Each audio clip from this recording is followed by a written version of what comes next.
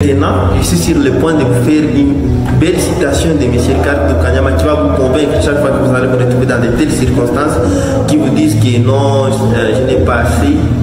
Écoutez bien cette phrase, écoutez-la très bien, pensez-y. Et je voudrais même que vous puissiez me fermer les yeux et penser. La phrase dit: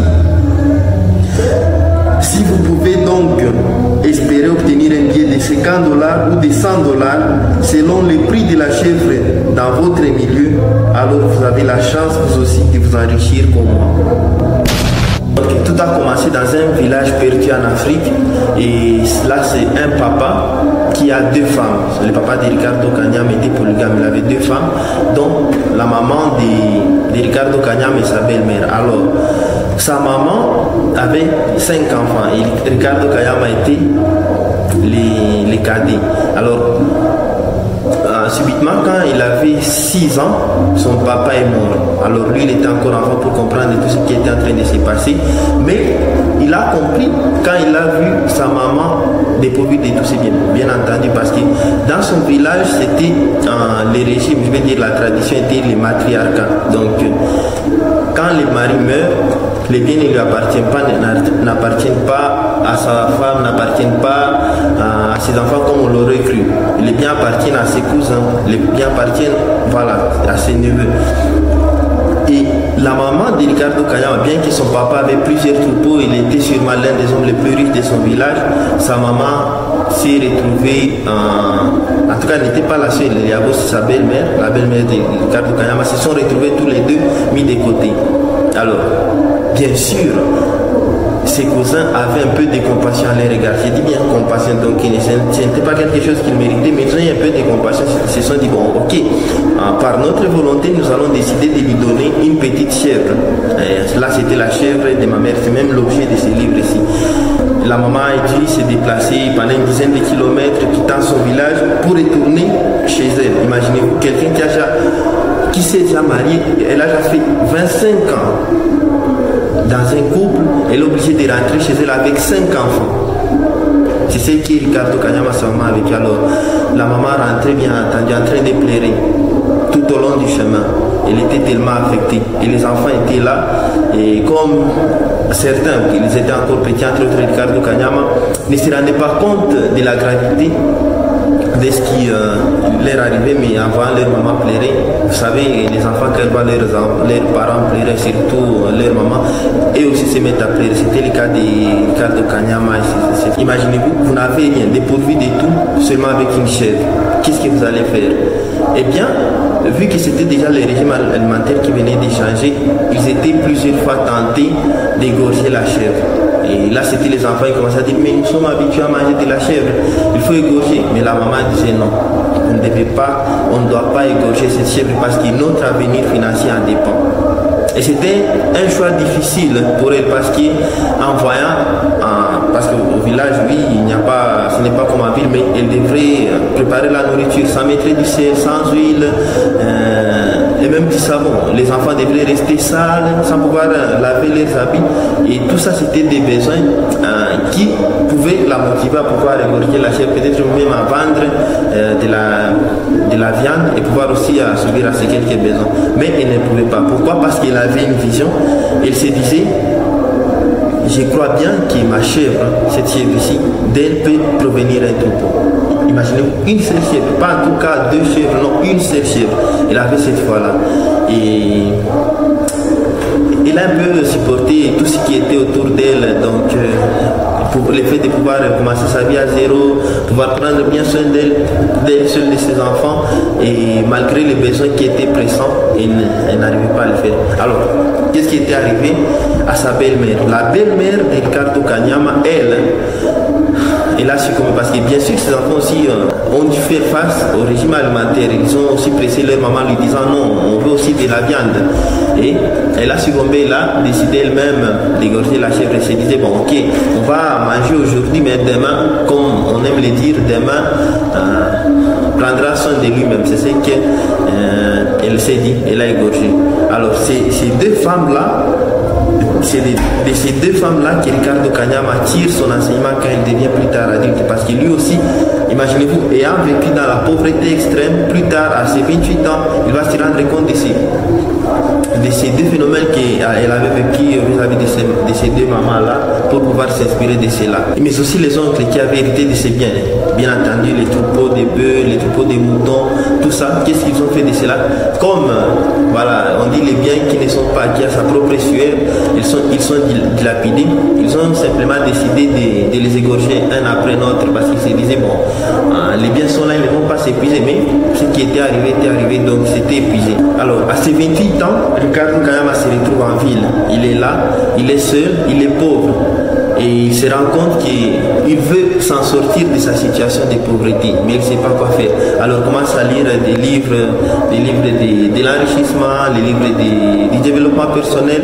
C'est là qu'il se rend compte que tout ce qui est mis dans des livres qu'il lit, cela a déjà été appliqué par sa maman. Pourquoi? Parce que la maman n'a jamais fréquenté. Lui-même dit, sa mère ne connaît même pas lire la montre. Mais par la sagesse ancienne, traditionnelle, elle a su pérenniser la richesse. Et c'est le même principe que lui-même il a appris dans les livres qu'il s'est mis à appliquer. Alors lui-même, lui aussi, il a dit, comment ma maman qui nous a élevés, qui n'avait pas d'intelligence, qui n'a pas fréquenté, je vais dire l'intelligence scolaire, qui n'a pas fréquenté, se permet quand même de nous élever.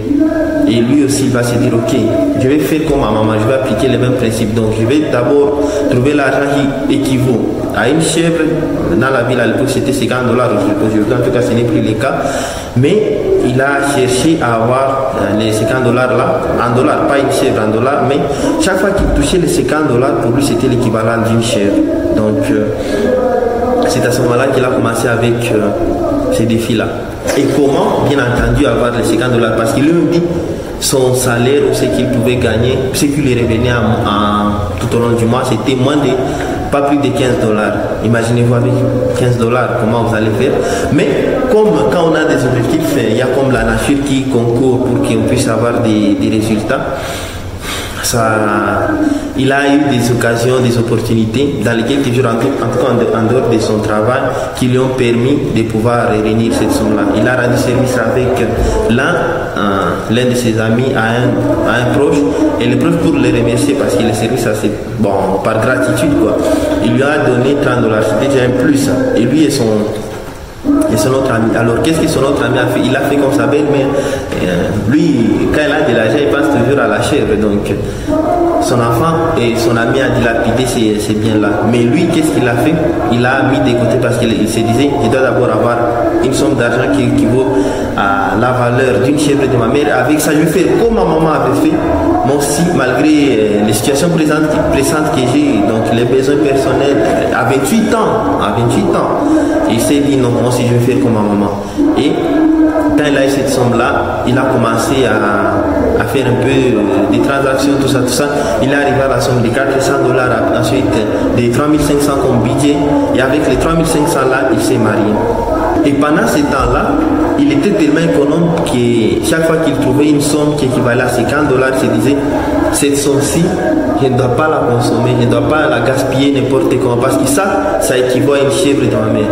Même si j'ai des besoins, j'ai des urgences à faire, si je me permets de dépenser ne fût-ce que $50, c'est équivalent de pouvoir égorger une chèvre, parce que la chèvre, toujours en analysant avec la chèvre de sa maman, en ville c'était l'équivalent de $50. En ville il n'y a pas de chèvre, c'était de l'argent, mais chaque fois que lui avait de l'argent, il disait, ça c'est comme une chèvre, et cette chèvre, elle doit se multiplier. Et les $50 là, je dois faire tout ce que je peux faire comme transaction, petit boulot, commerce, pour que je puisse avoir un peu plus. Et quand il avait $100, vous comprenez que c'était l'équivalent pour lui de deux chèvres, parce qu'il se disait, ma chèvre, elle a mis au monde. C'était ça la logique qui l'a accompagné. Je voulais aussi finalement attirer votre attention sur les trois catégories de personnes que nous venons de voir. Sa belle-mère, il y a aussi ses cousins et il y a aussi sa maman. Lui, dans sa vie réelle, il nous dit que sa maman, elle représente dans la vie actuelle, dans la ville, toutes les personnes qui ont des ressources minimes, mais qui malgré les ressources, malgré aussi leurs besoins urgents, ils se disent non. même si j'ai des besoins, je dois me sacrifier. Peut-être que c'est le cas que vous aussi vous traversez. Vous dites avec mon argent, je ne peux pas vraiment assez économiser, mais pensez toujours quand vous avez des idées pareilles, pensez à la maman de Ricardo Kanyama, parce qu'elle aussi, elle avait des problèmes urgents, et comme vous l'avez vu, son cas était extrême. Peut-être que le vôtre n'est pas à ce niveau-là, donc vous aussi, pensez en tout cas comme elle, parce que vous dites, sa maman, comme je le disais, sa maman représente toutes les personnes qui ont des faibles revenus, mais qui malgré tout ça, ça ne les empêche pas de pouvoir économiser et faire aussi les fructifier.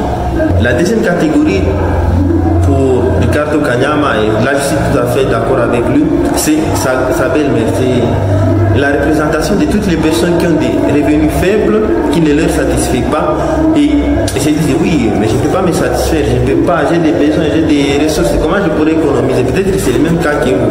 Alors, si c'est le même cas, pensez à sa belle-mère. Ne faites pas en tout cas comme sa belle-mère, parce qu'elle avait une chèvre, et elle a décidé de l'égorger. Vous aussi, vous avez une chèvre, l'équivalent de l'argent que vous consommez, peut-être que vous avez même comme revenu à la fin, peut-être c'est 200 $, 300, peu importe, ou même 1000 €, 2000, peu importe, mais dites-vous que vous ne devez pas tout consommer, parce que chaque fois que vous consommez, c'est comme si vous consommez la totalité, c'est comme si vous égorgez l'unique chèvre que vous avez, sachant bien entendu que de cette chèvre-là, de ces revenus-là, il y a la possibilité de pouvoir avoir tout un troupeau.